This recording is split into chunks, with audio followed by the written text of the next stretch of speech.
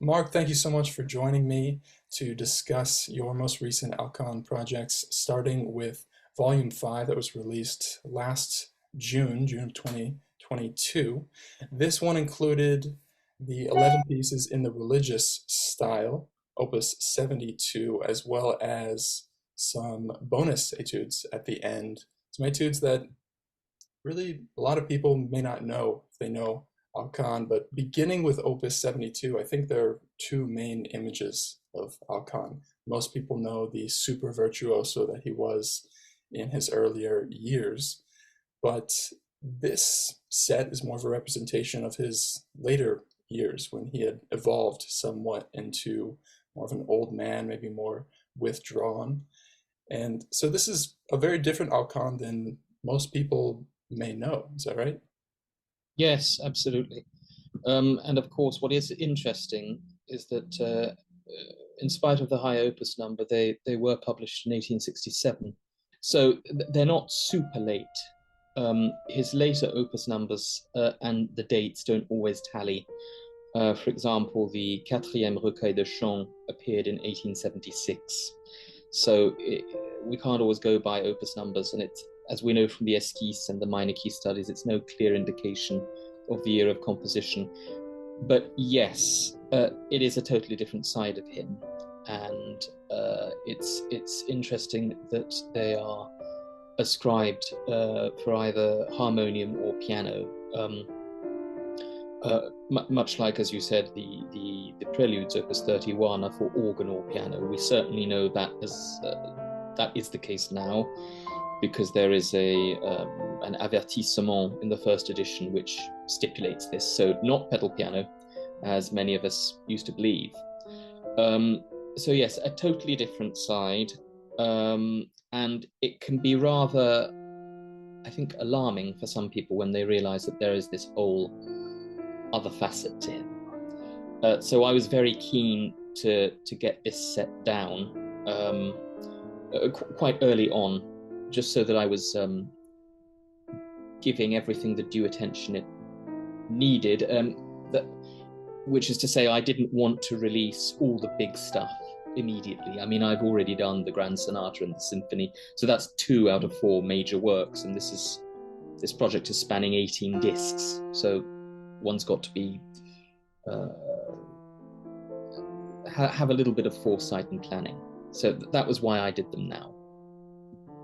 Could you talk a little bit more about that choice of instrumentation, the leaving it open to be played on harmonium or organ or piano? Why do you think Alkan left that open, and how does that affect your interpretation of the piece? It's interesting because, of course, when that's at the back of one's mind, it does affect the way we play them on the piano to a degree. I did try a couple of them out on the organ, and some of them actually need substantial modification in order for it to work. So when we have octave passages, say on the second page of the first piece, that doesn't really work on a harmonium. You can't play it like that. No matter what you do, it just sounds very, very odd.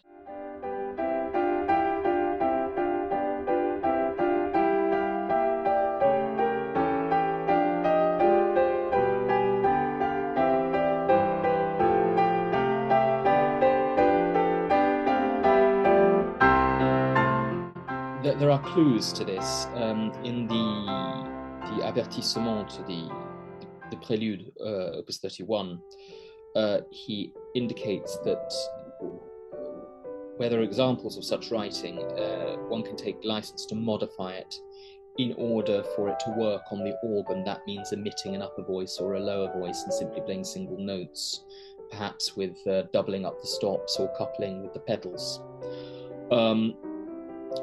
But on the harmonium, we can't do that because there's no pedal board, and the stops are a bit more limited. It doesn't say a harmonium for 2 manuals, or it doesn't really specify. So I think one is at liberty to do as one pleases. And of course, I played these on the piano, and I played it very much as piano music when that was required.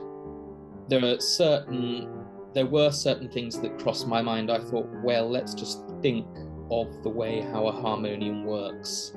And I think it's quite clear that a couple of them were certainly more suited to the piano, and others were certainly more suited to the harmonium.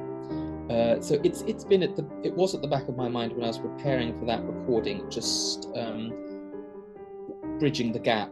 For example, I think the sixth one is Majestueusement in B flat major, and I play that in a very sort of punchy sort of attack,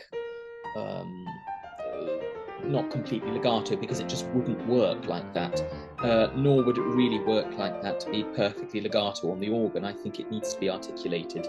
Otherwise, it's just a series of scales which don't really have much expression. So that sort of application, and in that sense, having studied an instrument like the harpsichord is quite useful, because if you know how to play a harpsichord, playing the organ isn't a huge feat. Well, using the pedal board is. But yes, that did influence my thinking, let's put it that way. In terms of character, this is sort of a hard set to nail down, because it's clearly not salon music. This isn't party music. It's not virtuosic enough, flashy enough to be concert music. It's not exactly church music. I suppose maybe some of them could be. Do you see this more as just a private kind of maybe prayerful music, or just to play when one is alone by oneself? What do you see the intended setting for these works?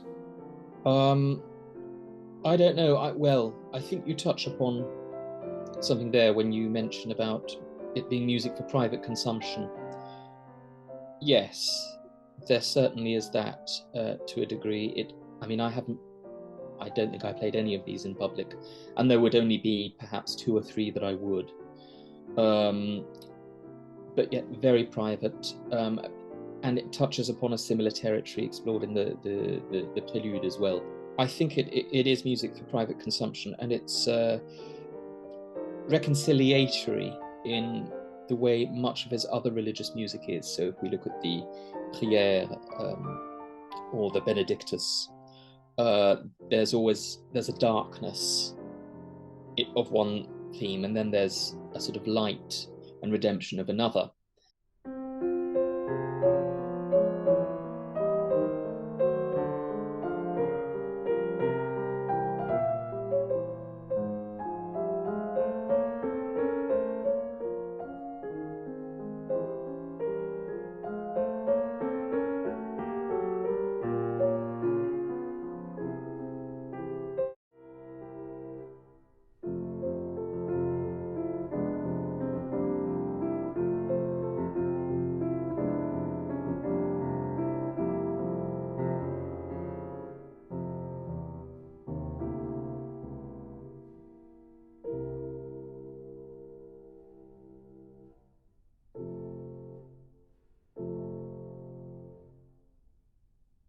More often than not, he ends up superimposing the two at the end, and I think there's something to be said about this. And I think, in a broader sense, this is what he means by the term religieux. Of course, the word religion, we all forget, actually means reconnection. To my mind, that seems like what he's doing, because, as you say, it's not music for a church. It doesn't really work like that. I think it's a much broader concept. A few of them would work, I suppose, for various, offices in the liturgy. And I think, he touches upon that in his avertissement to the Prelude. So I can't give a definite answer in terms of their use and what they're intended for, only just a feeling for what it really ought to be.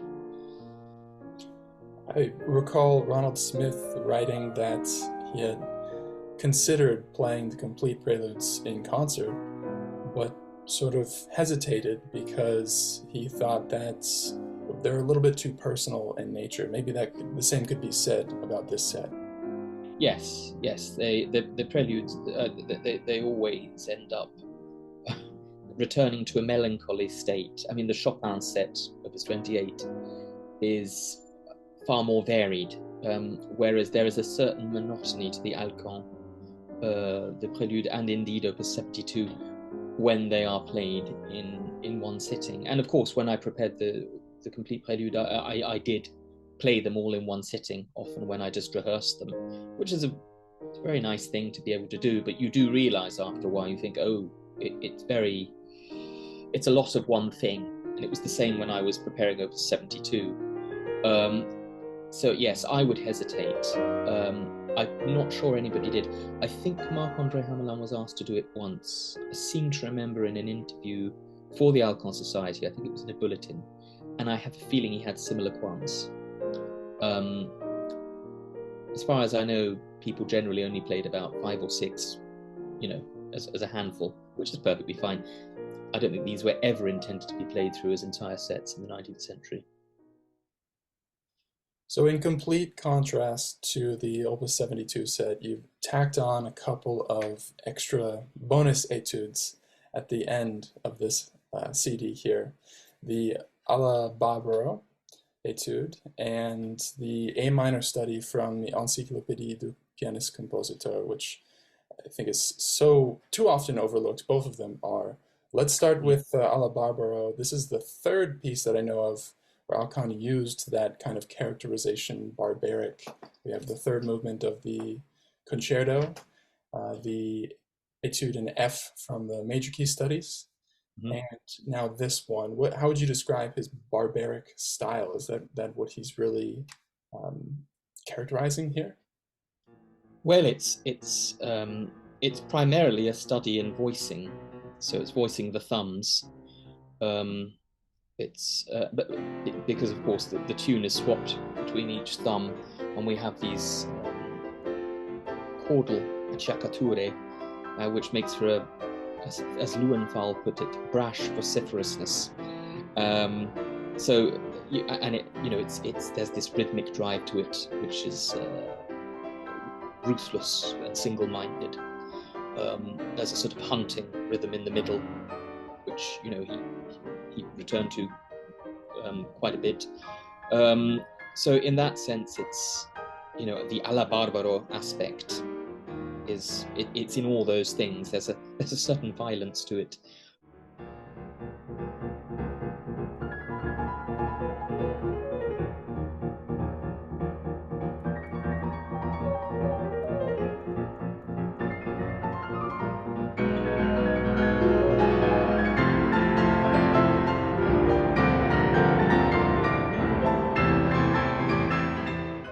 And of course, as with all music like that, it requires careful handling.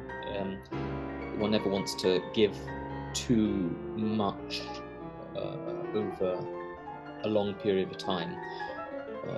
One of the best lessons I was ever told was never louder than lovely. And you have one big moment every now and again, but never play out too much, otherwise we can no longer hear what's going on.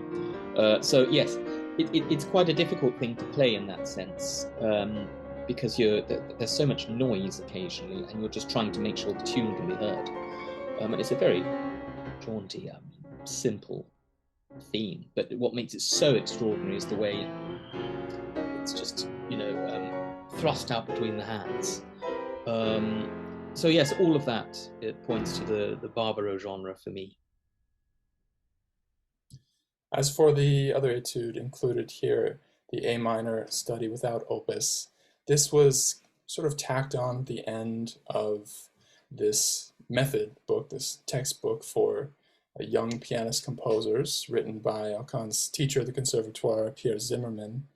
And so he selected one of his favorite students to contribute an etude, and it's by far the best of the set. And it's this really, really wonderful, incredibly exciting, rhythmically driving. It uses the paradiddle rhythm, left, right, left, left, right, left, right, right. And what emerges is what you describe as fit for an Ibiza rave. Is that right? Yes. Yes, I mean, to think that it's from 1840 is extraordinary. My only qualm about it is I just wish the middle section were a bit better. That's my only thing. But you know, like with all such pieces, you've just got to do it, and it still works, and it's still interesting. There are those funny little dissonances that poke out every now and again. Yeah, it's unique. I don't know of many other. I don't think I know of anything else that does that for the piano, and nothing else really like that is so early. It's a remarkable piece. The difficulty in playing it, of course, on our instruments now, it's a much harder thing because the action is heavier. And you see, the other thing is, in this entire project, I observe all the repeats.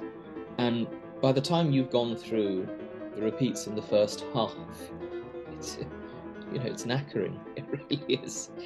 So you've got to build up a lot of stamina, and also it's very, very hard to adjust to the requisite dynamic markings, because there's no way to readjust, you know, to sort of relax the sinew and keep going. I haven't tried it on a period piano, and I have a feeling it might be slightly easier to do that, especially in terms of just imbuing it with the right contrast where needed, because it's not something you can take any time in or really have a breath in, because it will break up you know, the forward motion too much. It's a fascinating work, and again, not something I've been incredibly tempted to play in public, though I think people would like it. It's really the middle section that I'm still a bit unsure about. Sure, maybe it would take some tampering in the romantic style to maybe present it. What's the best reaction you've gotten from playing this for someone? Well, people just can't really believe it. You know, they just think, "What is this?" As though it's come from out of space. You know, it's shock, absolute shock, and enchantment as well. You know, and I think people are actually rather reassured that such things exist in the world, especially from a period where they have certain preconceived notions about what was going on in music, and actually this really challenges them.